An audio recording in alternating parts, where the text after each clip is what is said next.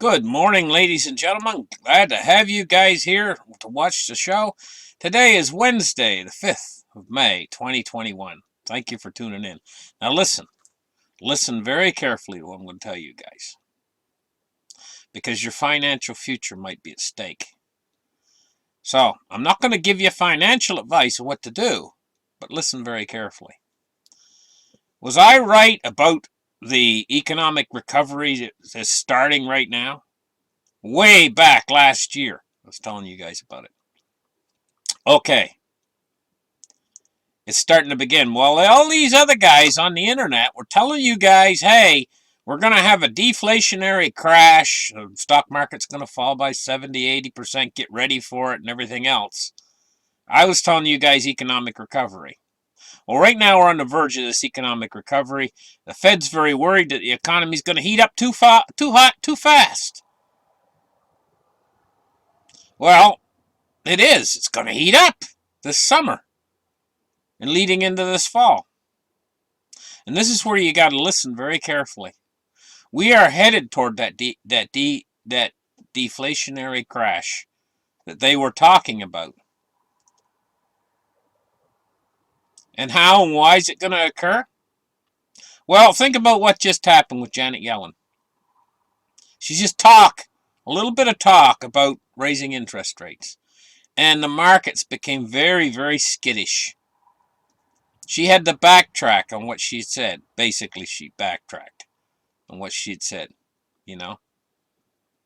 And she's giving you a little bit of insight in there. I'm going to tell you, when the economy does start to heat up a little bit later, and it's going to, inflation's going to start to come. Like, it's not transitory, it's going to be inflation like we've never seen before since the 1970s. And the Fed, because they know the implications that this inflation, well, you remember how desperate they were in the 1970s. Paul Volcker raised interest rates all the way up to 20%. But that's back in an era when they could raise interest rates to quell off inflation. And it didn't take just one try. Paul Volcker, they had to go at it, and they had to raise interest rates several times, massively raise interest rates, before they finally put the kibosh on inflation. Inflation's not that easy to stop. And certainly raising interest rates by 25 basis points on the short end of the overnight rate will certainly not stop inflation. Okay? So they're going to get desperate in a few more months when they see this intractable, massive wave of inflation and the economy starting to really heat up from all this money starting to flow through the system. They're going to get desperate to try to cool things down. I believe personally that they're going to try it. And I think that she was giving you a clue. She's giving you a clue to the way they're thinking. They're thinking that they can actually stop inflation by creating deflation. But the problem with the deflation genie is, the deflation monster, is once you crack that door open even the least little bit and allow that monster out, he's going to tear everything to pieces. And then they will be scared in the opposite way. They won't care about inflation anymore at that point. They'll just see the entire economy falling down the pike, just being destroyed.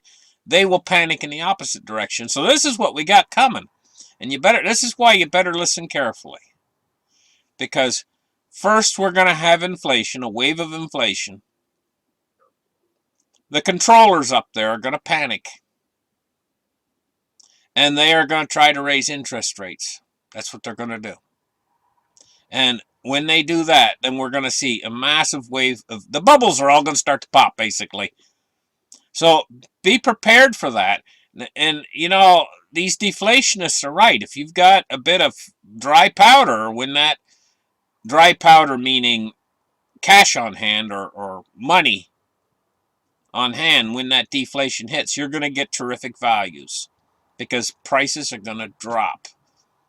The market is going to drop. The markets are going to drop cryptocurrencies, I think, is going to drop. Everything's going to drop in price, and it's going to be on sale, but only for a very, very, very limited period of time. The period of time it takes for the Fed and the central banks to actually react to that. Because then they're going to panic in the opposite direction. And they're going to solve the problem that they created. And then, once that's over, this is the last hurrah. Once that ends, and they go back to the money printer again to save them, it's all over, because everybody in the world will know at that point in time that they cannot control inflation without destroying the system. And they have no plans on destroying the system. So then when they start to reinflate everything from the damage that they created from raising interest rates, it's going to be to the moon for anything that's out of the dollar. And this includes just common, ordinary things that you might own, like the price of your car. If you have things that have antiques, anything. But gold and silver, oh my goodness. Once it's proven that they cannot control inflation, and that the end result is going to be that they're going to print into infinity, and they're going to destroy the fiat currencies. Once that's been proven. See, that hasn't been proven yet. And you got a lot of people out there who are deflationists who believe that the Fed at some point, we all know the narrative. The narrative is the Fed just can't keep doing this. They're running out of tools. This is the narrative. And at some point, these bubbles are going to burst. This is the narrative. And the stock market's going to drop by 70, 80, 90%. This is the narrative. That narrative has to be proved false. And there's an awful lot of people out there who believe that narrative. Well, that narrative, and this is the hard part to understand, that narrative is going to be proved to be correct before it's proved to be false. In other words, when they try to tighten to quell back inflation, the people that believe that narrative I just talked about are going to be like triumphant. We did the right thing. Look, it's deflating. All those inflationists were wrong. But it's only going to be for a very limited period of time until the Fed until they're forced to react, until they see the financial system starting to melt down in front of them because of the deflation. They got a tool, an unlimited, powerful tool to fight deflation. But they don't have anything to fight inflation with, other than raising interest rates. And they can't do that without destroying the system. So, you see where I'm going with this? The Fed is trapped. But they themselves might not realize how trapped they really are until they actually try to get out of the trap. Until they struggle to get out of the trap, and then everybody in the world sees that they can't get out. The Fed gives a perception to the world of being omnipotent over the financial system. And the world's observing. And it's like a person that's caught in a trap, or an animal that's caught in a trap, and that's omnipotent. And you say, oh, they'll get out of the trap, until you see them actually try to get out of the trap, struggle, and then all of a sudden they give up. That's what's coming. So, in this deflation that's coming, there's going to be fire sale prices. Now, going back, think guys, going back to when this pandemic first started. Do you remember how the stock market fell like a stone? And then you remember the reaction to the first big stimulus package? What happened to the markets? Turnaround, big turnaround. $2.2 trillion stimulus. What happened to the markets? Well, how good did those guys do that bought in at the bottom of the market there when it turned around from then till now? How good did they do? Well, I'm here to tell you the same thing's going to happen again. And if you're listening to me and you guys are ready for it, you can get some terrific deals, guys, at the bottom of this little deflation that's going to occur. And this is what I'm pointing out. So wait for it, wait for it, wait for it. It's coming. I think that cryptocurrency is going to take an awful hit. So is the markets at the bottom of the deflation. But think about the other side of that. When the unlimited money creation comes, on the other side of that, how high is the crypto's going to go? How high is the market's going to go? It's unlimited, guys. Gold and silver, how high are they going to go? Unlimited on the other side of that. And how long is all this going to take to play out? I think 6 to 9 months. There you go. So let's get into the markets now. Let's open up the charts right here and take a look at what's going on. I'm just going to run through the markets fairly quick today because I talked for a long time, but I wanted you guys to really get the foundation of what I'm talking about. 26.43, down 7 cents for silver today. You know, let's take a look at gold. Gold today is up $4.30, 1783. Take a look at silver. Did I say silver first time? I'm getting all confused. 26.41 for silver. It's down 8 cents. Okay, let's take a look now at cryptos. What we're looking at is 2.3 trillion for the industry. 2.327 trillion for the industry, with a Bitcoin dominance is getting rather low. You know what that means to me? When I see this much money moving into the alts and Bitcoin going nowhere, because Bitcoin was over $60,000, now it's $57,000. You know what that tells me? That tells me that the enthusiasm is reaching a climax in the cryptocurrency space. And how long will this climax continue and them moving money into the altcoins? It could continue for a number more months.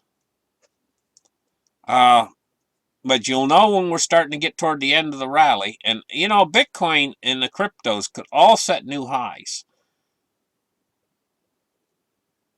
Big time highs before the Fed finally panics and pushes the panic button and does what I'm talking about, you know, and causes a deflation. It wouldn't be unheard of for Bitcoin to lose half and all the cryptos to lose half during that deflationary period. But on the other side of that, when the Fed relents and they save the system, how high are these going to go?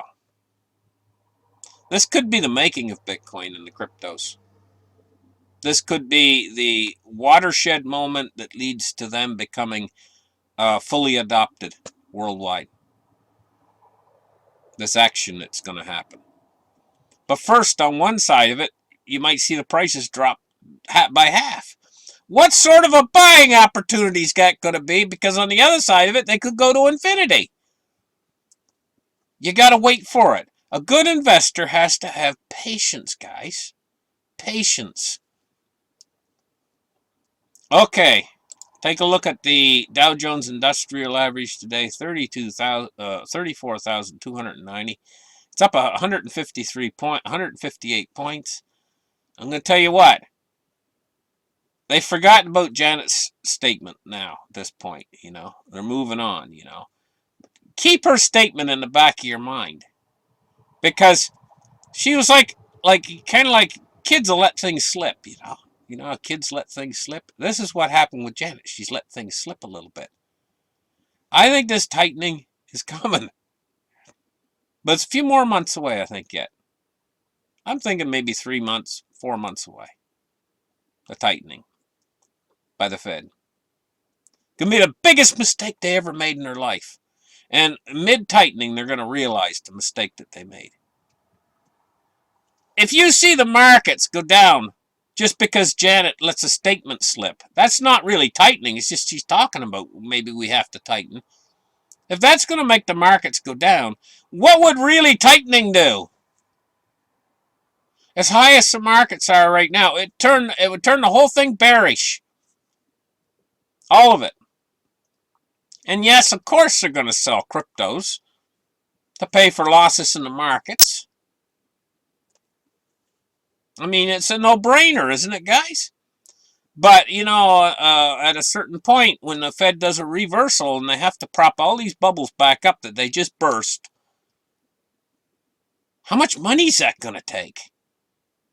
And if they don't do it, what's going to happen? And the bubbles will continue to burst, and they'll burst and burst and burst until they see the system starting to fall apart. And then it'll take even more money.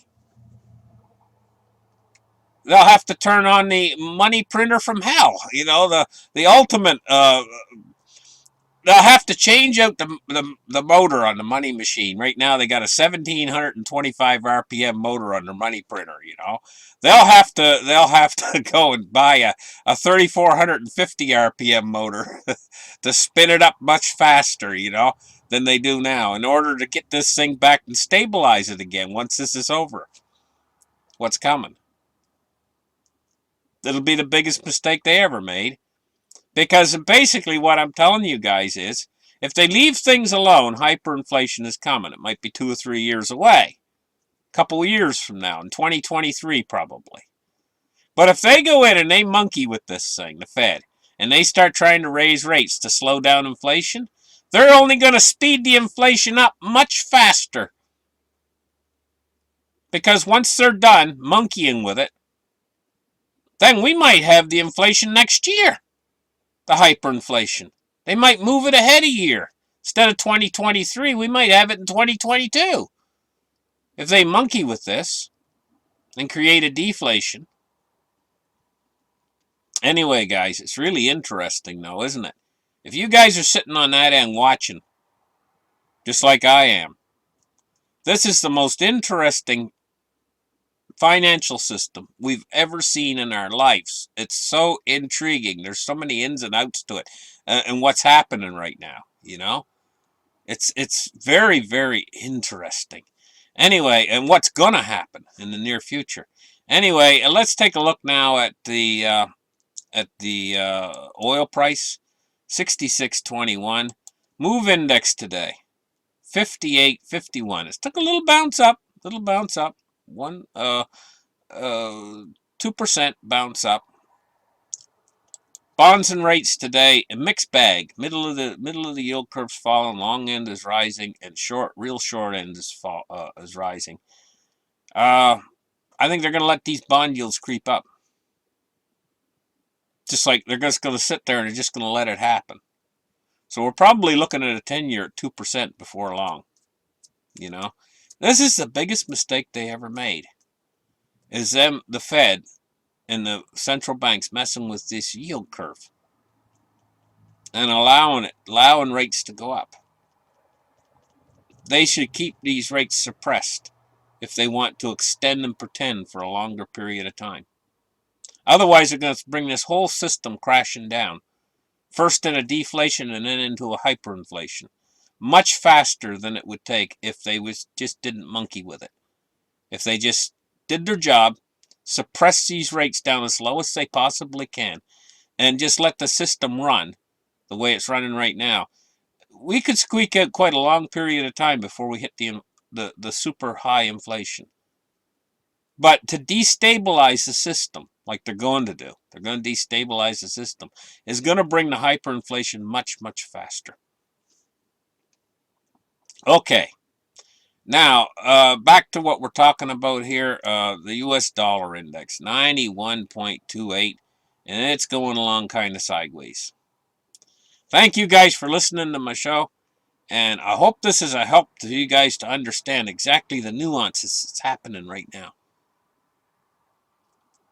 That's leading to a massive, first a deflation and then a hyperinflation that's going to come after that. And how can you profit from it? Think how you can profit from it.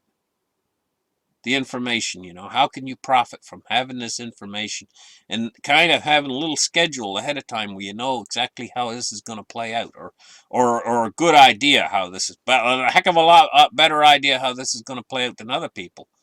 And think about those people who profited when the stock market hit its lowest point during that little deflate that we had at the start of the pandemic, and how now the stock market just went up and up and up and up seemingly forever since then.